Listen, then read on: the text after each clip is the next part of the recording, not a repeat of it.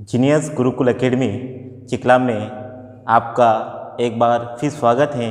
आज मैं साइंस का बेसिक जो चैप्टर है वो लेके आया हूँ। इसमें आपको एल्कीन, एल्काइन, एल्केन जो कि एक पूरी कार्बनिक रसायन जो होती हैं उसका जड़ होती हैं उसके बारे में हम पढ़ेंगे।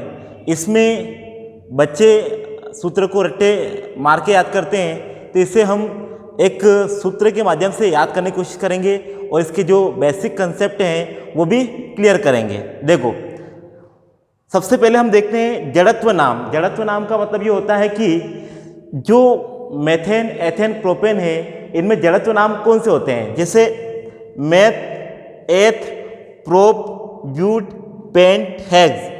यानी कि अगर कार्बन एक दिख जाए, आपको एक कार्बन दिखे तो इसको क्या पढ़ेंगे अपन? मेथ पढ़ेंगे। अगर दो कार्बन दिखे तो इसको क्या पढ़ेंगे अपन? एथ। तीन कार्बन दिखे इसको क्या पढ़ेंगे अपन? प्रोप। चार कार्बन दिखे इसको क्या पढ़ेंगे अपन? ब्यूट। और पांच कार्बन अगर दिखे तो इसको अपन पेंट पढ़ेंगे। और छह कार्बन अगर दिखे इसको अपन हेक्स पढ़ेंगे। यानी कि ये गिनती आपको याद होनी चाहिए। कौन सी? एक कार्बन हो तो मेथ, दो कार्बन हो तो एथ, तीन कार्बन हो तो प्रोप, चार कार्बन हो तो ब्यूट, पांच कार्बन हो तो पेंट, छह कार्बन हो तो हेक्स। इसके माध्यम से हम बाकी के जितने भी सूत्र बनते हैं और जितने भी नाम बनते हैं IUPAC उनको आसानी से याद कर सकते हैं। सबसे पहले तो आपको याद होना चाहिए एल्केन जो है उसका फॉर्मूला होता है, एल्केन इसका फॉर्मूला होता है CnH2n+2। इसका सीधा कॉन्सेप्ट ये हो रहा है कि अगर एक कार्बन लिया है तो दो गुने हाइड्रोजन लेना है और फिर उसमें दो जोड़ना है। जैसे इधर देखो, मान लो कि अपनों ने दो कार्बन लिए। कितने लिए? दो कार्बन लिए। दो के दो गुने कितने होंगे? चार। और फिर चार में क्या करना आपको? दो और जोड़ने। कितने आ जाएंगे? छह आ जाएंगे। यानी कि दो कार्बन है तो दो कार्बन क्या पढ़ेंगे अपन? एथ पढ़ेंगे। एथ यानी कि एथेन। एथेन। अब देखो, इसके अलावा इस सूत्र में भी अपन वैल्यू रखकर कर सकते हैं। मान लो अपन n की वैल्यू 3 लेते हैं। n की वैल्यू कितनी लेते हैं? 3 लेते हैं। तो जहां पर n है वहां पर क्या लिखेंगे? 3 लिखेंगे।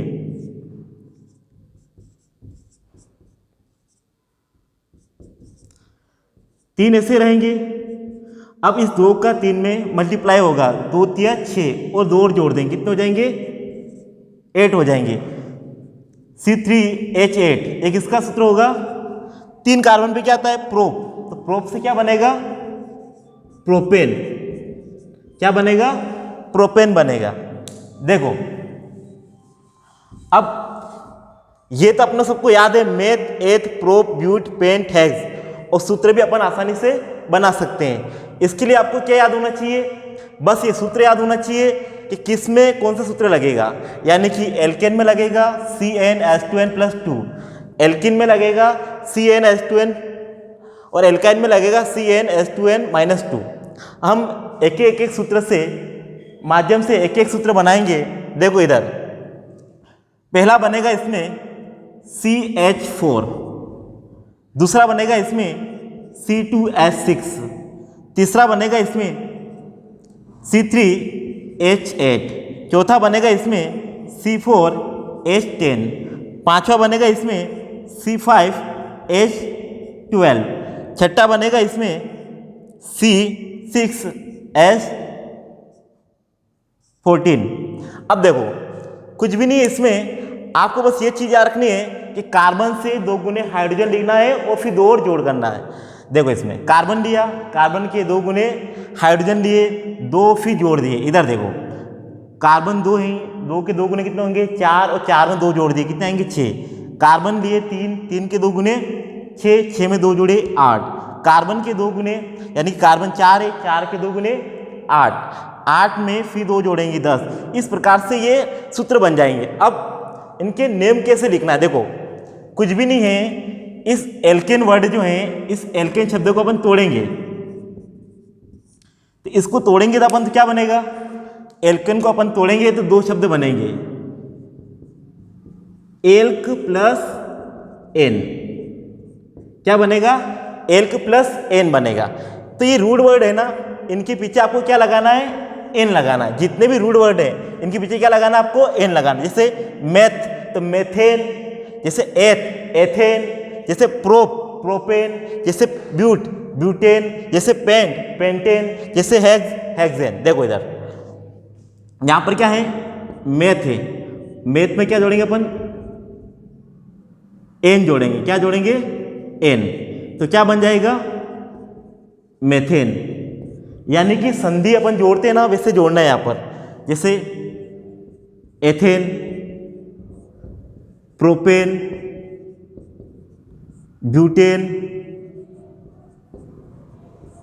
जैसे पेंटेन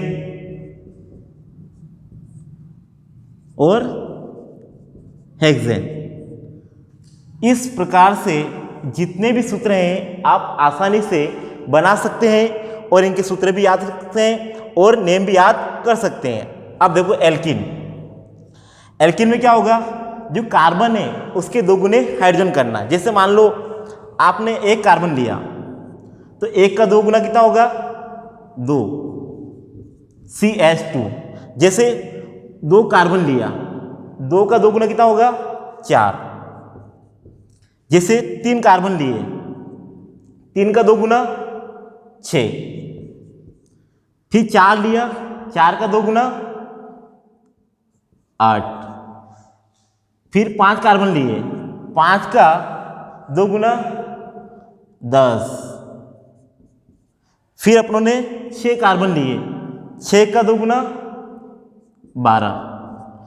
ये बन गए इनके सूत्र। और अपनों को क्या लेना? अब इनके नेम बनाना है। तो नेम कैसे बनाएंगे? देखो इधर फिर वही कंडीशन है, मेथ, एथ, प्रोप, ब्यूट, पेंट, हेक्स। क्या बना? मेथ, एथ, प्रोप, ब्यूट, पेंट। अब अपन यहां से एल्कीन शब्द लेते हैं। क्या लेते हैं? एल्कीन। एल्कीन में क्या करना है आपको? एल्कीन में इस शब्द को तोड़ेंगे अपन। इस एल्कीन शब्द को तोड़ने पर 2 शब्द बनेगा, एल्क प्लस इन। अब इस इन को ले जाकर इसके पीछे जोड़ना है। इन सब के पीछे क्या जोड़ना है आपको? इन जोड़ना है। तो अब क्या हो जाएगा? बेसिक है, सबको आता है संधि कैसे जोड़ते अपन। जैसे मैथ में इन जोड़ेंगे अपन तो क्या बन जाएगा? मेथिन। इसमें इन जोड़ेंगे, एथीन। प्रोप में जोड़ेंगे प्रोपिन। इसी प्रकार से ब्यूटीन, पेंटीन और हेक्सीन। अब लास्ट जो बचा है एल्काइन। इसमें देखो, इसमें क्या करना है आपको? कार्बन लेना है, कार्बन का 2 गुना करना है, फिर 2 माइनस करना है। देखो इधर मान लो 1 कार्बन लिया है ना, इस 1 का 2 गुना करेंगे, कितना होगा? 2। और फिर 2 माइनस करेंगे, कितना आएगा? 0। यानी कुल मिलाकर 2 में से 2 गए 0 आएगा। तो आपका जो एल्काइन श्रेणी जो है इसमें पहला सूत्र आपके यहाँ पर नहीं बनेगा। क्यों नहीं बनेगा? क्योंकि यहाँ पर 2 गुने हाइड्रोजन हो रहे हैं और 2 माइनस होंगे तो 0 आ जाएगा। इस कंडीशन में यहाँ पर कोई भी सूत्र नहीं बनेगा। अब सीधा किसका बनेगा? यहाँ पर एथाइन का बनेगा। कैसे बनेगा? देखो इधर 2 कार्बन लिए, 2 का 2 गुना कितना होगा? 4। 4 में क्या करना आपको? 2 माइनस करना है, कितने बचेंगे? 2।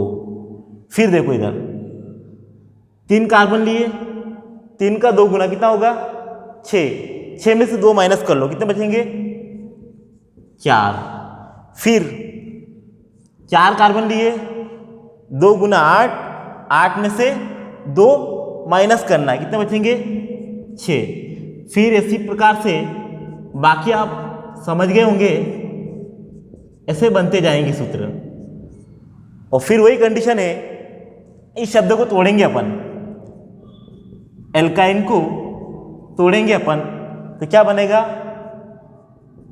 एल्क प्लस आइन। और इस आइन वर्ड को क्या करेंगे अपन, मेथ, एथ, प्रोप, ब्यूट, पेंट, हेक्स, इनके बीच में जोड़ते जाएंगे। जो भी मेथ, एथ, प्रोप, ब्यूट वगैरह बन रहे हैं इनके पीछे क्या जोड़ देंगे अपन, आइन जोड़ देंगे। जैसे एथाइन, प्रोपाइन, ब्यूटाइन और पेंटाइन, लास्ट बचेगा हेक्साइन। इस प्रकार से एल्केन, एल्किन, एल्काइन के सूत्र हम आसानी से बना सकते हैं। अब आप सबके मन में एक क्वेश्चन डाउट हो रहा होगा कि सर ने यहाँ पर कार्बन और कार्बन के मध्य में एक बंध लगाया, यहाँ द्विबंध लगाए, यहाँ त्रिबंध लगाए, इसका क्या रीज़न है? तो ये क्या है कि यहाँ पर क्या हो रहा है कि जैसे कार्बन है, इनकी संरचना सूत्र बनाते हैं अपन। जैसे मान लो कि CH4 लिखा अपन ने, क्या लिखा, CH4। तो कार्बन के चारों तरफ 4 हाइड्रोजन रहेंगे और कार्बन जो है वो सिंगल बंध बनाएगा। मान लो अगला जो है वो सूत्र लिखते हैं अपन, जैसे ये वाला, तो इसके चारों तरफ हम क्या करेंगे, हाइड्रोजन लिखेंगे। तो इसमें कार्बन और कार्बन के मध्य क्या रहेगा, केवल एक बंध बनेगा। क्या बनेगा, एक बंध बनेगा। इसलिए यहाँ पर कार्बन कार्बन के बीच में एक बंध लिखा है। और इसकी पहचान है कि जब कार्बन और कार्बन के मध्य एक बंध होता है उससे अपन क्या बोलते हैं, संतृप्त हाइड्रोकार्बन बोलते हैं। क्या बोलते हैं, संतृप्त हाइड्रोकार्बन बोलते हैं। और कार्बन और कार्बन के बीच में 2 या 3 बंध होते हैं उसे असंतृप्त हाइड्रोकार्बन बोलते हैं। यह भी एक कंपटीशन की लिहाज से अच्छा प्रश्न बन सकता है। पूछ सकता है आपसे कि असंतृप्त हाइड्रोकार्बन में कितने बंध पाए जाते हैं, तो आपको याद होना चाहिए 2 और 3 बंध पाए जाते हैं। और संतृप्त हाइड्रोकार्बन में कार्बन कार्बन के मध्य कितने बंध पाए जाते हैं, तो एक बंध पाया जाता है। देखते हैं एक और अपन देखते हैं उदाहरण, उसका संरचना सूत्र लिखते हैं तो आपको इससे क्या क्लियर हो जाएगा। देखो मान लो कि C2H4 है।